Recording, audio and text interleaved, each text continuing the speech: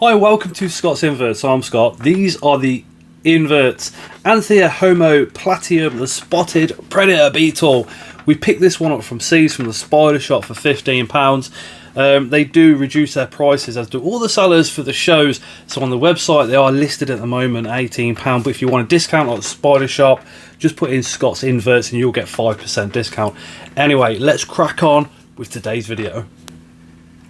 So, Anthia homoplatum spotted predator beetle comes all the way to us from South Africa. Now, these guys are terrestrial, they don't burrow at all, but they will live in old burrows, so old used burrows. And they are found around the grasslands, savannas, semi-arid environments. So we're looking at humidity around 40 to 50%. But it's also crucial that when we set up our beetle that we include a water dish, because they do like to drink. Again, they are a terrestrial species, so they also hunt terrestrial as well. And up on screen now is my female. They live to around 3-4 years of age. They mature around 6 months to 1 year. And they're absolutely stunning. Now, the genus has been said that they all can fire formic acid from their bums. I haven't found any information on this particular species, but the information I did find said that all of the species in that genus can do it. They're absolutely beautiful. They're very, very fast. They require temperatures of between 24 to 28 degrees Celsius. So medium to warm they can experience and be happy at. But they're just a great species to keep. There's not a lot of information out there at all on them. You want to be keeping 1 or 2 little bugs in there with it in case it gets hungry, so it can go on the hunt. And again, their hunting, their predatory skills are absolutely amazing. It's fun to watch when you put a feeder in there. If she darts at it and destroys it, it's absolutely incredible.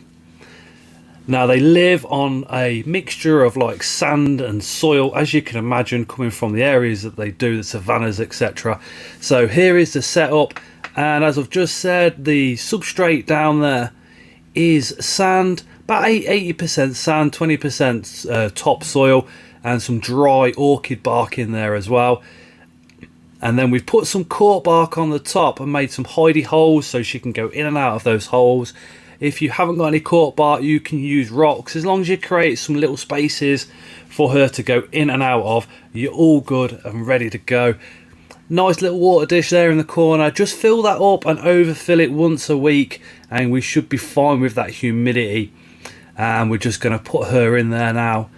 But they are absolutely stunning beetles. Always active. Mine seems to be always moving around, inquisitive, always searching, always looking about for something. And as you'll see in a minute or two, they can't actually climb the glass as well. So when they go to climb the glass, those little legs just can't hold on. So they're completely fine in a glass enclosure. You haven't got to worry about them climbing up and climbing out. But just look how beautiful this beetle is.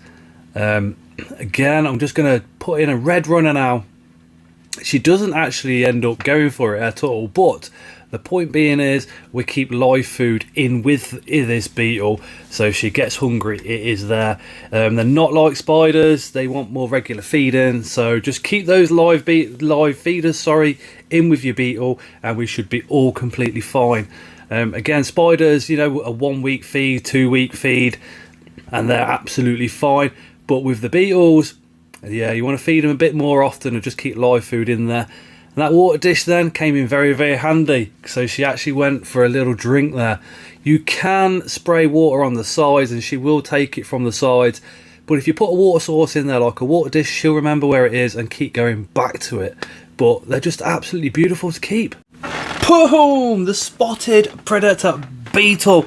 Absolutely awesome addition to anybody's collection.